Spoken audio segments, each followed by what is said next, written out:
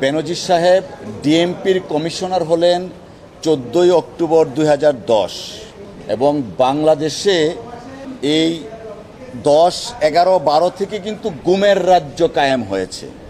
DMP commissioner থাকা অবস্থায় সরকার বিরোধী রাজনৈতিক দলের ছাত্রদল, যুবদল, বিএনপির অনেক নেতাকর্মী কিন্তু গুম এবং ক্রসফায়ারের শিকার হয়েছিলেন বিভিন্ন ওয়ার্ড, থানা। তার শুধুমাত্র অর্থনৈতিক দুর্নীতির বিষয়ে কথা হচ্ছে, যেটা জাতি এবং ক্ষতিগ্রস্ত পরিবার বিক্ষুব্ধ, সংক্ষুব্ধ। ডিএমপির কমিশনার থাকাকালীন সময়ে তিনি মানবতা বিরোধী অপরাধের সাথে জড়িত। বেনজির প্রসঙ্গে বেনজির যে মানবতা বিরোধী অপরাধ করছে, সেই অপরাধের দায় তাকে নিতে হবে, শাস্তি তাকে পেতে হবে এবং রাষ্ট্রের দায়িত্ব আছে এই মানবতা বিরোধী অপরাধের জন্য তাকে কাঠগড়ায় দাঁড় করানো। পাশাপাশি এই বেনজির সাহেব বর্তমানে যে দুর্নীতির, অর্থনৈতিক লুটপাটের কথা আসছে, সেইগুলা আড়াল করার চেষ্টা করছে, সময় ক্ষেপণ করছে। যে কারণে আমরা দেখতে পাচ্ছি না যে আদৌ কোনো আইনজীবী তার পক্ষে সময় চেয়েছিল কিনা, চেয়ে থাকলে কোন গ্রাউন্ডে সময়টা চেয়েছে, সেই বিষয় কিন্তু জাতির কাছে স্পষ্ট না। আমরা চাই তার শুধুমাত্র দুর্নীতির বিচার নয়, মানবতা বিরোধী যে অপরাধ করেছে সেই অপরাধেরও বিচার বাংলাদেশের মাটিতে করতে হবে।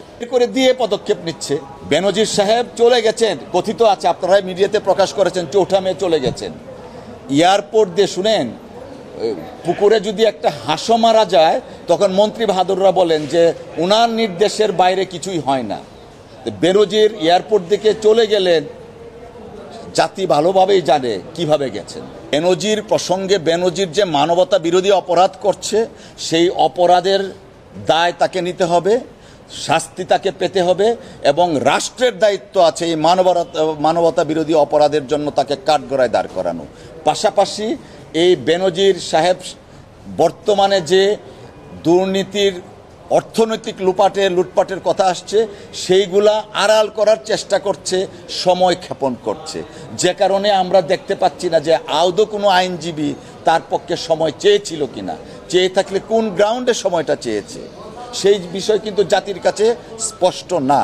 আমরা চাই তার শুধুমাত্র দুর্নীতির বিচার নয়, মানবতা বিরোধী যে অপরাধ করেছে সেই অপরাধেরও বিচার বাংলাদেশের মাটিতে করতে হবে। করে দিয়ে পদক্ষেপ নিচ্ছে।